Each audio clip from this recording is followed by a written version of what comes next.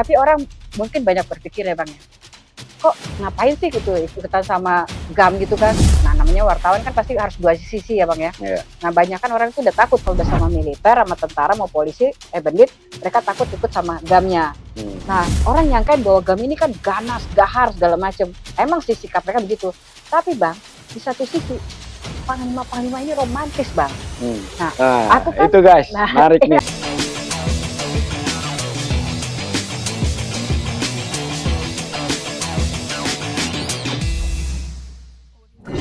Halo guys, ketemu lagi guys. Sekarang kita bicara yang serem-serem yuk guys. Apalagi backgroundnya nih guys. Menyeramkan menurut gua sih suasananya.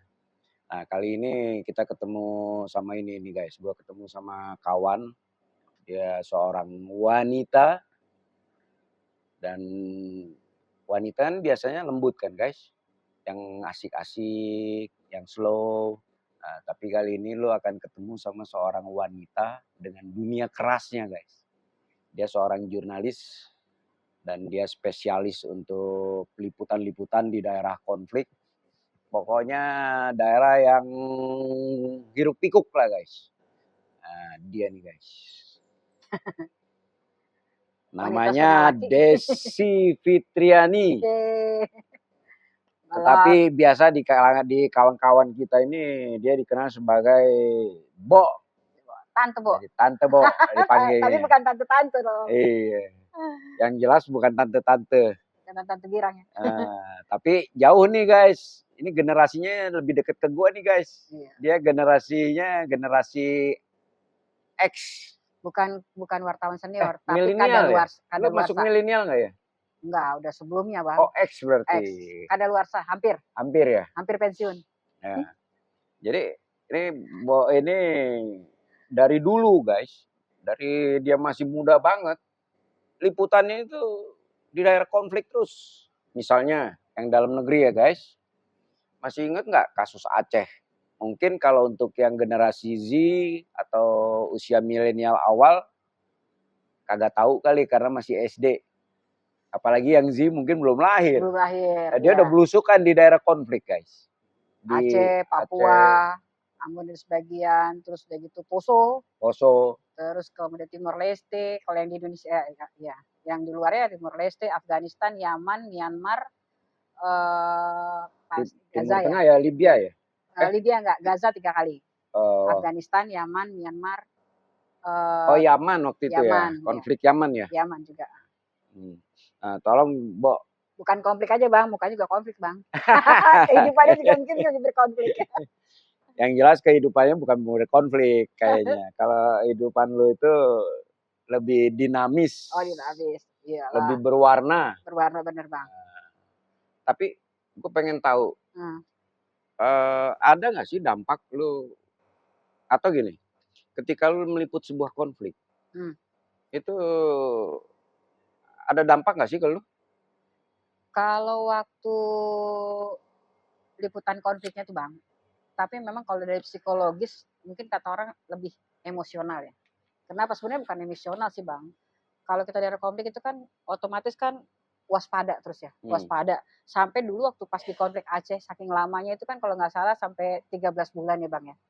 Nah yang konflik dari pertama bulan Mei 2000 berapa ya, dari militer ya, 2002, 2003. Waduh lupa ya, itu. Pokoknya itu udah 2002. Bukan 2003 lah, 2002. Udah kesini. Enggak, sebelum tsunami Bang, 2003. Tsunami. Pokoknya, ya 2003 itu, 5 Mei, pokoknya bulan Mei 2002. Ya pokoknya itulah, ya. Pokoknya itu aku ingatnya bulan Mei doang. Itu kan memang karena kita konflik, orang-orang kan ketika ada kontak tembak, ada pengeboman, ada serangan, atau misalnya pencarian dari militer kepada kelompok yang disebut kelompok GAM waktu itu kan, orang-orang pada kabur kan. Kalau wartawan kan ngedeketin. Jadi ibaratnya di mana ada orang kontak tembak, wartawan lari. Jadi kayaknya ngejar-ngejar gitu. Nah, otomatis kan kalau kayak gitu berarti kita kan harus standby. Sampai-sampai waktu itu tuh Bang, itu kalau mau tidur itu sepatu di sebelah, udah pakai kaos kaki, kamera di sebelah. Jadi seragam tinggal bawa kabur itu rasa udah penuh semua. Jadi kalau dengar telepon ada apa langsung jalan gitu kan. Karena kan biasanya tuh kalau Kalau kita ikut sama militer, itu kan kita ikut dari malam ya Bang, Operasi operasi malam, militer berarti sama malam. patroli. Ya jadi sampai sampai terang-terang tanah tuh baru penyergapan. Kalau ikut sama, Gerakan Relasi Merdeka pada saat itu, ya kita tinggalnya sama mereka, nah kalau udah menjelang pagi itu udah waspada semua kan, udah mulai Ah. cari tempat pelarian-pelarian. Nah, jadi gini guys, dia ini tidak hanya berada di sisi, TNI, tetapi dia juga masuk ke GAM, Iya, Gerakan TNI dan Aceh polisi Merdeka, waktu itu. zaman dulu itu guys, Hmm. ketika konflik Aceh. Jadi di dua sisi dia ini. Tapi lebih takut sama Gambang. Oh, Jadi kalau kita ikut sama militer sama polisi, dulu kan seringnya sama Kopassus ya dulu yang paling pasukan apa misalnya sama polisi juga. Itu kan kita biasanya tuh nyergap.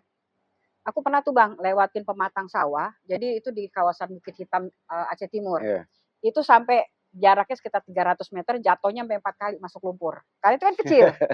Tapi waktu kira-kira 3 minggu atau 4 minggu setelah itu, aku ikut tinggal sama Gam, sama Ishak Daud, udah meninggal orangnya sekarang. Iya, Tinggal di sama dia itu di apa namanya kalau tenda-tenda yang pakai itu tuh bivak-bivak gitu ya. bivak. Nah, begitu dengar pagi-pagi jam 5 bahwa kita mau dikepung, itu lari di pematang sawah itu Bang. Nggak jatuh-jatuh. Nggak Dan jatuh-jatuh, itu bisa lari. keseimbangan langsung Langsung sempurna. udah kayak dikejar anjing. Dan itu kan udah nggak tahu kayak gimana kan. Tapi orang mungkin banyak berpikir ya Bang ya, kok ngapain sih gitu ikutan sama GAM gitu kan. Nah namanya wartawan kan pasti harus dua sisi ya Bang ya. Iya. Nah banyak kan orang itu udah takut kalau udah sama militer, sama tentara, mau polisi, bandit, mereka takut ikut sama GAM-nya. Nah orang nyangkain bahwa GAM ini kan ganas, gahar, segala macem. Emang sih sikap mereka begitu. Tapi Bang, di satu sisi, panglima-panglima ini romantis Bang. Nah, Nah, aku kan, itu guys, nah menarik ini nih, aku nggak cerita soal nama orang lain, romantis. nggak cerita nih Bang. Lihat Abang jadi ingat, soalnya Abang nugasin aku waktu itu, waktu ke Aceh kan. Jadi malam itu kami tinggal ada 2 di Viva. Nah, waktu itu kan mau ketemu sama Bang Esa Siregar sama siapa satu lagi Bang, kameramennya Bang? Lupa Ya, gue tuh, pokoknya sama kamera RCTI itu ya. Ersa, Ya, Bang Ersa. Nah, terus udah gitu Bang, sambil nunggu waktu RCTI di deh. RCTI, aku akhirnya ketemu sama Farida dan Zahra, 2 istri TNI itu. Nah, mereka di bivak yang sebelah sini, sebelah. Aku mau tidur di mana? Terus dia bilang gini, enggak Desi, kamu tidur sebelah saya, kata Ishak Daud. Dia bilang, jadi satu bivak itu isinya 4 orang, tidur sebelah dia. Malam kan nggak bisa tidur Bang. Namanya tenda plastik itu plastik doang, bukan kayak tenda itu nggak ada tutupan, cuma atap doang. Itu bawahnya udah pakai rumput segala macam. Itu sebagai gini, pakpok, nyamuk, pakpok, pakpok. Terus dia bilang gini, kamu pakai ini, apa itu? Sampo Bang. Sampo Sunsilk, dikasih lah itu. Tapi namanya nyamuk paling kan sejam 2 jam. Terus sama dia Bang, pas aku bangun, cepet tidur, bangun-bangun. Tahu-tahu udah ada itu. Apa obat nyamuk yang muter-muter itu kan yang Oh jadi kan. iya. Udah. Menjelang pagi, kebangun lagi, kesentuh gitu kan. Ternyata digantiin sama dia Bang. Digantiin Bang obat nyamuknya. Itu satu. Berarti kan dia care ya. Itu kan jarang-jarang loh seorang panglima perang gitu kan. Nah, waktu mau makan, kan kita makan pakai daun pisang biasa Bang. Yang nganterin itu Bang, petani-petani itu atau orang yang ke ladang, yang ke hutan itu. Jadi dia bawa makanan, nah mungkin biar lewatin penjagaan gitu kan. Mereka bawa terus dia kasih sama kita. Jadi dibilang pada saat itu beritanya bahwa GAM sudah terkepung, tidak ada makanan, tidak ada senjata. Tapi kita bikin liputan mereka, ternyata pasukan mereka pakai senjata, udah makannya makan enak, ada ayamnya, ada dagingnya, mereka ada dikasih buah juga kan. Terus mau makan gimana Bang? Ada kuah itu kan susah juga makan. Tahu nggak Bang? Dibikinin sendok dari itu pelepah pisang itu. Jadi dibikinin sendok. Terus udah gitu dia bilang masih susah juga, daun pisang dibikin. Maka ini Desi, ini sendoknya dibikinin. Jadi itu kan hal-hal kecil gimana ya? Dibilang, Ini belum pernah nah, muncul nih aku cerita nggak nih. pernah cerita Bang. Aku baru cerita sama Abang kali ini. Nah, jadi orang bilang bahwa GAM itu kasar, bunuh orang segala macam. Tapi ada sisi-sisi romantis seperti juga. Sama ketika di Timor Leste sama Alfredo Renado. Oh, Alfredo. Ya. Jadi waktu itu dia bilang wawancara kan, ketemu dia di Air Sorry Merah. dulu, kita harus jelasin Alfredo ini. Oh, Alfredo ini adalah dianggap sebagai pemberontak. Komandan Pemberontak di Timor Leste di bawah kepemimpinan waktu itu Ramos Horta atau Sanana ya? Ini Panglima TNI itu Tormatan Ruak. Oh, oke. Ya, terus sudah gitu dia bawa 600 pucuk senjata, 700 tentara dan polisi disersi keluar dari barak. Nah, orang-orang kan nyari dia. Akhirnya ketemu nih Bang. Ketemu janjian lewat orang dibantuin. Sampai situ kita minta wawancara. Dia pakai kaos kayak Bang itu, pakai kaos, pakai celana jeans. Terus dia bilang, "Kalau wawancara begini, seorang dunia nggak tahu, Indonesia nggak tahu kalau komandan seorang komandan disersi dan komandan pemberontak, Mayor Alfredo Renado." Kasih seragam Dia bilang gitu. dong. Terus dia bilang, "Ada seragam?" "Ada," katanya. Ya, "Enggak ah, saya nggak mau ganti. Pakai ini aja," katanya. Akhirnya bilang ini, "Komandan, kalau komandan nggak ganti baju, nggak ada gunanya. Orang nyangka orang biasa, ganti baju." Terus dia gini, "Kamu," dia bilang, "wartawan dari Indonesia berani perintah-perintah saya," katanya dia bilang. "Tapi ya sudahlah," katanya, "hanya kamu aja yang perintah-perintah ya," katanya. Baru kenal, belum apa-apa udah main perintah, tapi dia ganti baju juga. Terus dia gini, "Udah oh keren belum?" "Oh mantap." Baru dia wawancara. Habis selesai wawancara, habis itu kita janjian lagi Bang. Ketemu lagi waktu dia sudah dekat dengan perbatasan perbatasan Kupang. Bukan apa kita Kupang, ya Kupang ya Bang ya. Kupang. Ya. Nah terus ketemu dia, "Dari mana? Kamu kok tahu sini?" "Iya lewat orang Bang." Terus NTT ya? iya NTT, batasan di situ. Terus udah gitu dia bikinin nasi goreng. Dia sendiri yang Dia buatin? yang masakin. Beuh. Biasanya dia bilang, "Saya biasanya masak buat saya sendiri Des, ini saya nggak mau masakin buat orang," dia bilang. "Ini saya masakin." Dia ternyata baru berburu rusa, berburu dapat rusa sama burung. Jadi dia itu bakarlah dulu, dia goreng itu, dia aja nasi goreng pakai rusa dan burung. Waduh mantap. Dia bilang, "Enak ya?" "Iya." Laki-laki yang masakin enak, enak banget komandan. Kebolak-balik ternyata. Iya, dunia kebalik. Jadi kalau bicara konflik ya ada yang seneng-senengnya ada, yang takutnya ya manusia biasa juga ya Bang. Kalau terjebak di Hampir mati ketika ada Bang, terjadi tapi kapan waktu itu Bang, Di ikut sama TNI nih Bang, masih di Aceh Timur. Aceh. Ikut sama pasukan, nah biasanya kita kalau ikut pasukan, wartawan itu kan di belakang. Nah kalau di belakang kita kan nggak dapat, aku tuh suka bandel, jadi kadang-kadang di tengah-tengah gitu loh, tiba-tiba udah nyampe aja ke depan, tapi dari sisi yang sebelah sininya gitu kan, sebelah dikitnya. Nah pas lagi jalan, itu kayak ada orang yang manggil, "Desi, Desi." Tiba-tiba nengok ke belakang, nah orang yang di samping, tentara yang samping kan jadi duluan. Tiba-tiba, "Stop," dibilang itu. Jadi di depan itu udah ada tali ini bom jantung pisang, bom yang di bawah itu Bang, bom tanam. Iya tanam. Nah, tapi pas itu nggak ada yang manggil Bang, nggak ada yang manggil. Coba bayangin kalau tadi kayak nggak ada yang berasa manggil, tiba-tiba tek, berarti kan kena duluan. Itu satu. Nah, ya pernah juga hampir mati waktu itu waktu mau nganterin kaset. Kita ingat Abang waktu itu kan SNJ cuma ada di Banda Aceh. Nah, aku di Biren. Nah, kaset itu harus dikirim dapat kontak tembak. Oke, SNG itu guys, itu kayak Obiven. Dia untuk memancarkan gambar itu ke satelit guys. Ya benar. Nah, terus kemudian orang nggak ada yang lewat. Tapi kalau ini kaset nggak diantri ke Banda Aceh, ini nggak tayang. Nah, caranya gimana? Dulu kan nggak ada kayak internet kayak kita kayak dulu kan, 20 tahun itu. Jadi, ya udah berdua sama driver. "Oh ya, kita jalan." "Aduh Mbak, ini nggak boleh." "Udah jalan, bismillah aja." Jalan set, sampai di menjelang Trigading, tiba-tiba gini, "Stop, stop, stop." Kenapa? Ya pas kita jalan, orang mobil di belakang ada 15 mobil ngikutin Bang. Dari Biren itu, ngikutin satu, satu, satu. Ngebut nih kan, bung, bung, bung, bung, bung, bung, tapi nggak ada yang berani ngedulin kita. Semuanya di belakang kita ngikut-ngikut aja. Sampai di Trigading, "Stop, stop, stop." "Kenapa?" Dia bilang, "Nggak, nanti aja, mau pipis, nanti aja. Sekarang, sekarang, stop." Akhirnya pinggir begini, nah mobil di belakang jalan duluan, langsung ditembakin. Dan kita ngelihat gitu loh. Tapi abis itu yang bilang mau kencing itu siapa? Aku. Oh. Aku bilang gitu, "Stop, stop, stop." Tapi sebenarnya nggak pengen pipis Bang. Insting itu apa ya? Nggak tahu deh Bang. Tiba-tiba aja itu. Dan itu banyak Bang, beberapa kali kejadian di daerah-daerah kontak tembak itu emang kayak ada yang bisikin kayak apa.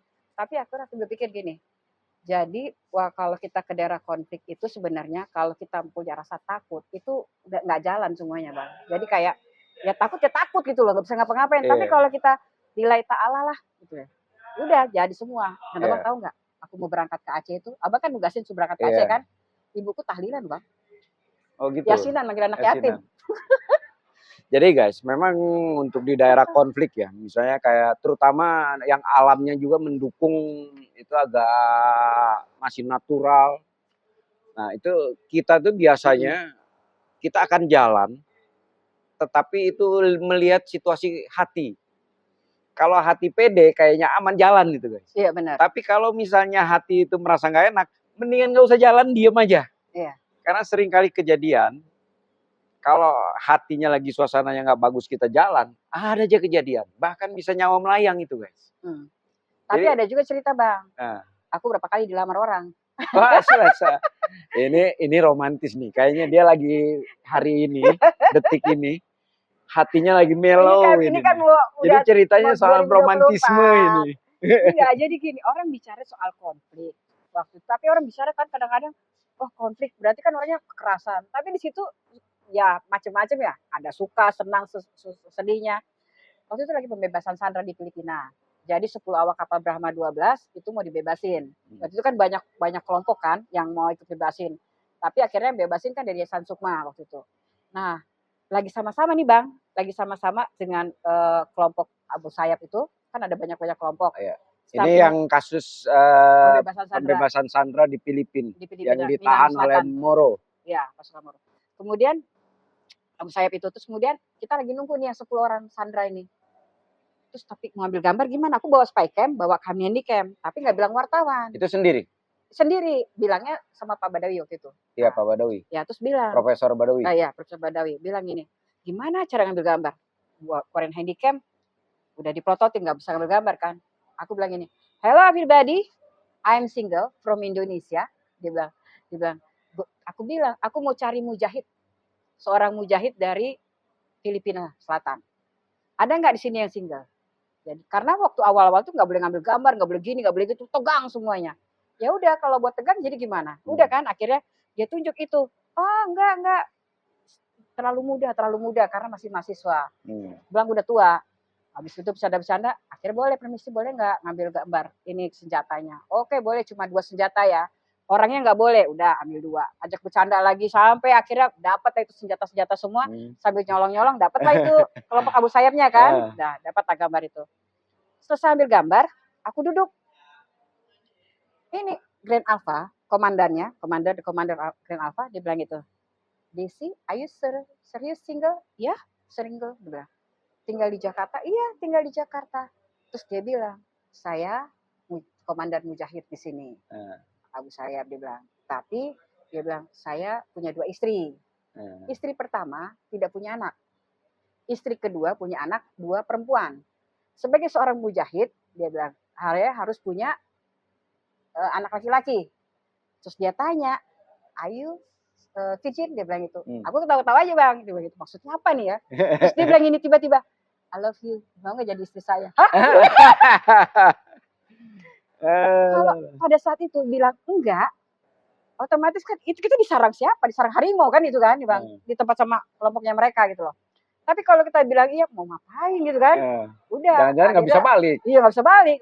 Akhirnya oke, saya punya permen, makan permen dulu gitu kan. Habis itu udah ngelas sudah. Akhirnya udah tuh ngomong sama Pak Badawi, kenapa? Itu udah tua, genit juga ya, kenapa? Masa nggak mau jadi istri ketiga? Tapi kata Pak Surya Paloh, jadi waktu itu pas pulang ke Indonesia, kan lagi dipanggil sama Pak Surya Paloh waktu itu kan, setelah bagaimana kemarin penyerahan senjatanya itu, apa segala macam, sandranya itu. Tiba-tiba handphone bunyi, ada SMS. Apa itu Desi? SMS Pak. Ya udah baca aja, baca. Oh ya. Terus senyum-senyum kan, taruh lagi. Gak lama bunyi lagi karena ini gak dibalas. Diambil sama Bapak. Apa ini? I miss you, I love you, kata dia bilang gitu. Siapa ini? Dia bilang, Grand Alpha Pak yang kemarin, Abu Sayyaf bilang gitu. Hah? Kamu dia apa? Dilamar. Terus kata Pak Badawi, iya, sini dilamar Pak, di sana katanya mau dikawin. Enggak, ya udah, gini aja. Demi bangsa dan negara ini, kamu nikah sama Grand Alpha. Kalau kamu nikah, nggak ada lagi orang Indonesia akan ditahan, nggak ada lagi orang yang disandra. Jadi kan kamu jadi istrinya, nggak udah gaji kamu kasih sama orang tua, udah simpan. Nanti bagaimana udah bapak yang tangguh buat acara pernikahan. Nggak lah Pak, masa saya dijual Pak? Demi bangsa dan negara. Jadi sebenarnya banyak ini Bang, ada ya itu tadilah ada macam-macamnya.